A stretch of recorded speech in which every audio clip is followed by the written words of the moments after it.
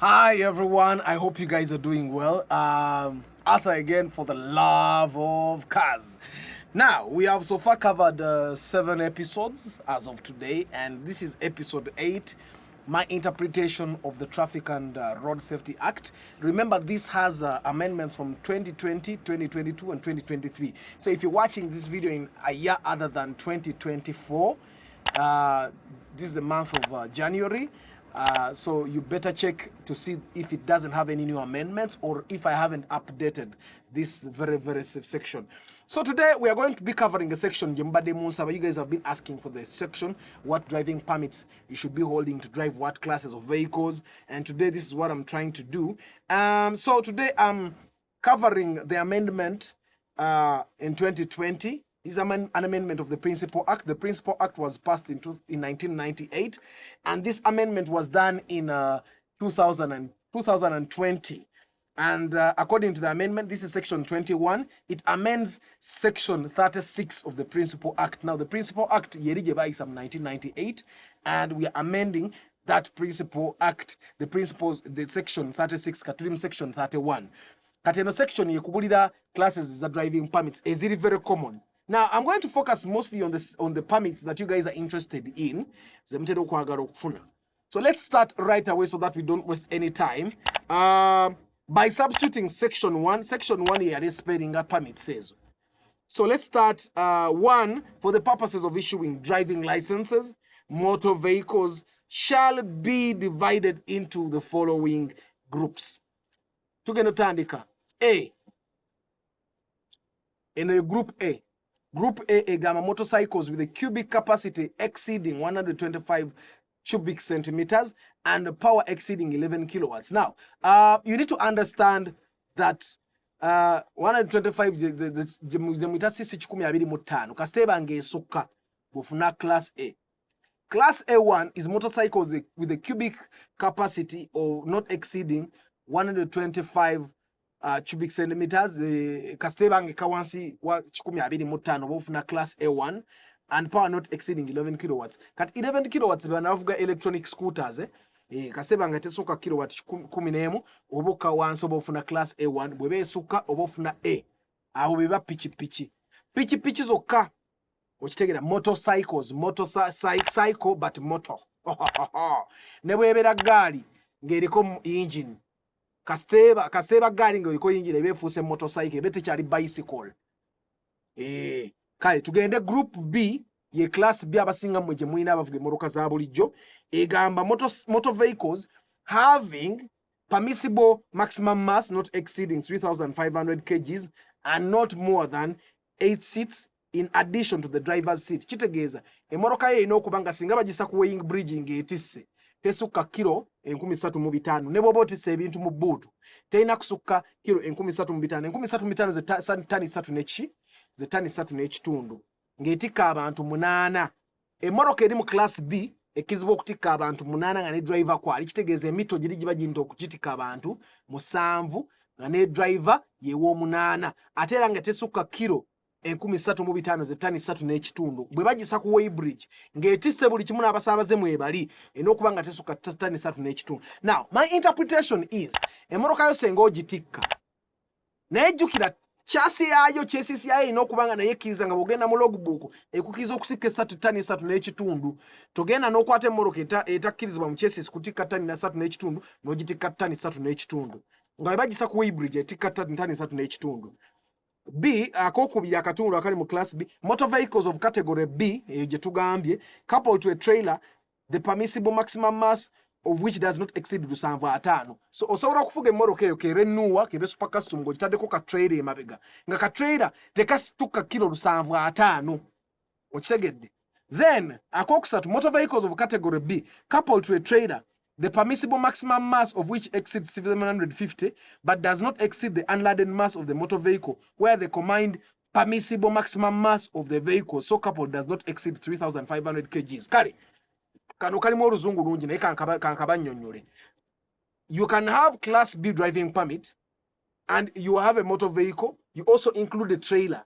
But both those things put on a weighbridge should not exceed 3,500 kgs. Am I clear? You have your passengers in the car, you have a trailer. Both those things put on a weigh bridge should not exceed 3,500 kgs. Ka trailer kaine bakabaka suka kilo 750. Naye nga bwe bakombining emmotoka ne ka trailer tosukka kilo 3 meka? 350. No, 3.5. That is 3.5 tons. I hope I'm clear. Tugende ku group B1. Tricycles and quadricycles abatukutuku ne buno obupichipichi obwo babasomali bwe bavuga obutwala abantu ye class B1. Kitegeza class B yo tejja kukola ku butukutuku, tejja kukola ku buno bu quadricycles. Class BE motor vehicles kati mwabafuna class e mod permitted them 19 simanya bikoze bitya mwina okuddayo batereze babifixing. Waliwo omwami gwe mmanyi yali yafuna class eya loring emyaka teginetuuka edda bwe yaddayo okurenewinga permit ne bamugamba taata nayo okole test ya class eno era naddayo nakola test ne bagizaamu.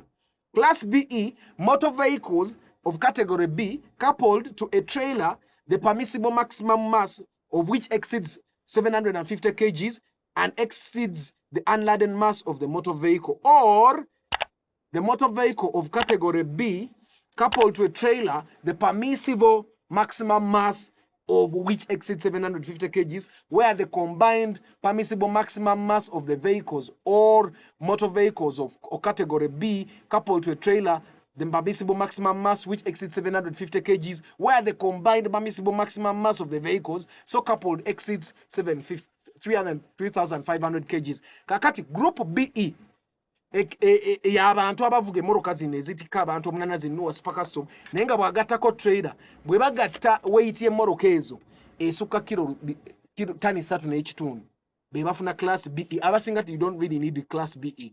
Abasinga class BE tumala fenna. Kati class BE nawe weesootinge. Tugende ku class C. Motor vehicles other than those in category D. Kakati category D tugenda gikavaringa kansoke mbanyonyere category D mugitegeere. Category D, motor vehicles used for the carriage of passengers and having more than 8 seats in addition to the driver's seat and not exceeding 30 seats in addition to the driver's seat, or motor vehicles of category D coupled to a trailer the permissible maximum mass of which does not exceed 750. Holiday. Class D ye y'abantu abavuga emmoroka eziri kigege. Holiday kigege. Isuka abantu omunana naye nga tesuka abantu 30. Okitegeera ye class D. Naye class D ni mwaka kugizo abaddi wano be bavuga kigege ezitasuka abantu 16. D1. Toke tuddeyo class C. See, motor vehicles other than those in category D, zizitika ebintu ebyamaguzi biki, having a permissible maximum mass not exceeding 3,500 kgs, or motor vehicles in category C coupled to a trailer the permissible maximum mass of which does not exceed 750 kgs. Kati abasindoza bye bagendamu abaloole. C1 motor vehicles with the exception of those in category D. Kati category D be batika abantu abasukka 8 naye nga tebasukka 3. Otegeera naye kati zino mmoroka zezitika ebintu.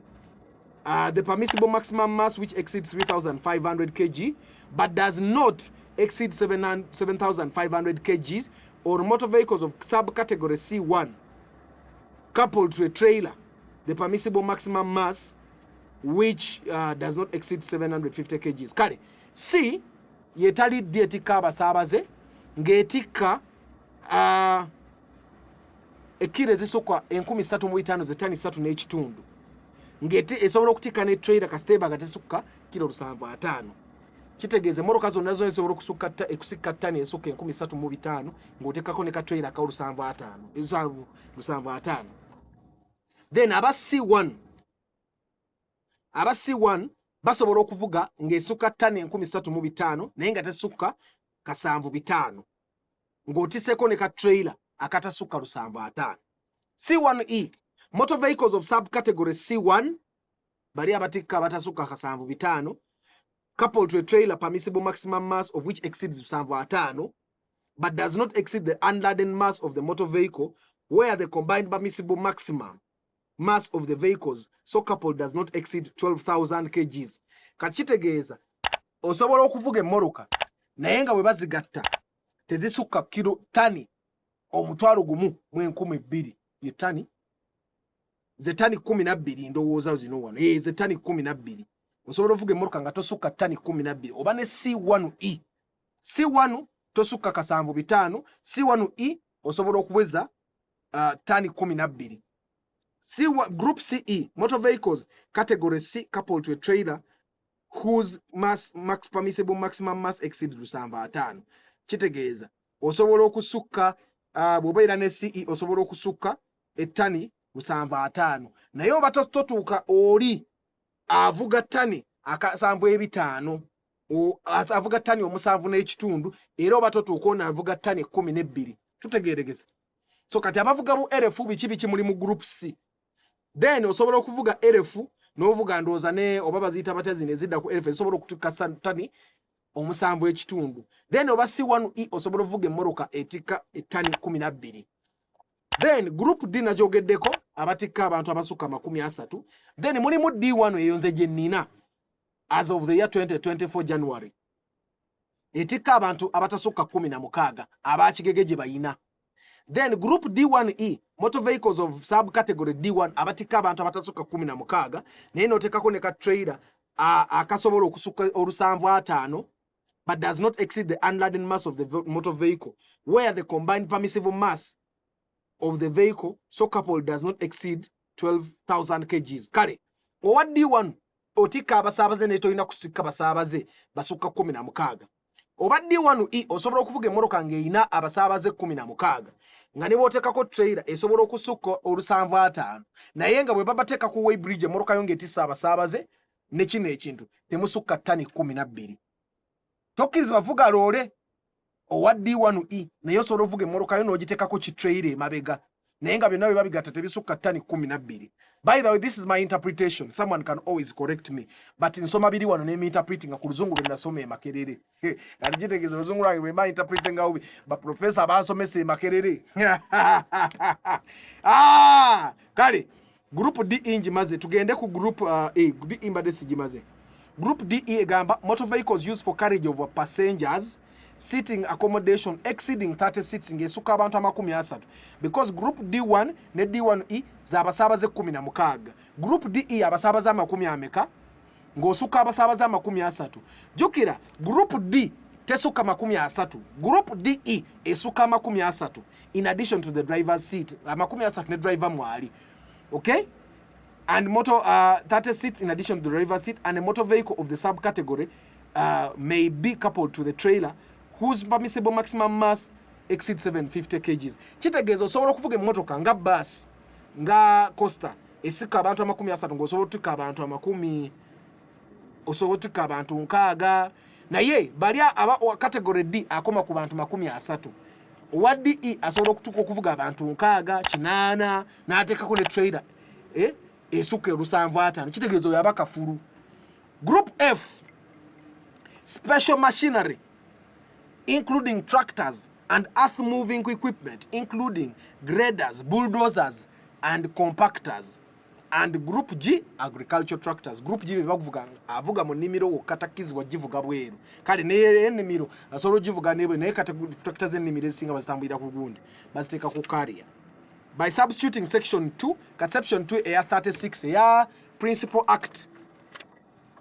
Section 2 egamba an applicant for a Group F driving license before being granted the driving license hold a driving license in group B, DE, C1 kati okufuna group F earth moving okuvuga bino bigrade ebyo binene bikibi kyovola bere abasayisere bisinga ababivuga nga bavubuka batonnyo baba babivuga bamenya mateeka okuvuga okuwa group F enevuga special machinery including tractors earth moving equipment ebyo byamanyi bulldozer olina okubanga ziri zonna waziyitamu nga zonna oziina mu permit yo okitegedde okukiza okuvuga bulldozer ziri ennene olina okubanga zino permit endala zonna okolaki oziina muri B, BE, C, C1, C1E, CE, D1, D1E, D ne DE which equates to the maximum permissible weight or the maximum permissible kwegamba okusobola okuvuga bino biplant bino olina okubanga ziri weight zonna waziyitamu kubajja sanga bulldozer yokka ezitowa ttani eziwere 16 bulldozer kachitegezo olina okuba nga ziri permit zonna waziyitamu ng'okolaki ng'oziina. By substituting section 3 eya 36 erijukira kati wano tuli mu 21 A person may possess a driving license allowing him or her to drive all possible classes or a combination of motor vehicles including group A. Katugende ka section 3 kali tukalabe. Ka section 3 kali wano the director kalabi. A driving permit for group B, CM, CH, DL, DM ezo zadasaga na ziwuliriza. Tuzireke mutegeere byange. Okufuna permit ekukiza ovuga zi bulldozer olina okubanga permit ziri endala za basi bikibi era kitegeeza omuntu avuga grader talina kuba muto sanga omwana omuto myaka 2 kitegeeza baazibba okitegedde kale eyo je section je tugenza okukavaringa olwalero ebadde section 21 section 21 je tukavarinze mu episode 8 eya my interpretation of the Traffic and Road Safety Act ndoza mutegedde permit kati muyina okuba so next time I'm hoping that we can cover these other sections. I wish you a very lovely day.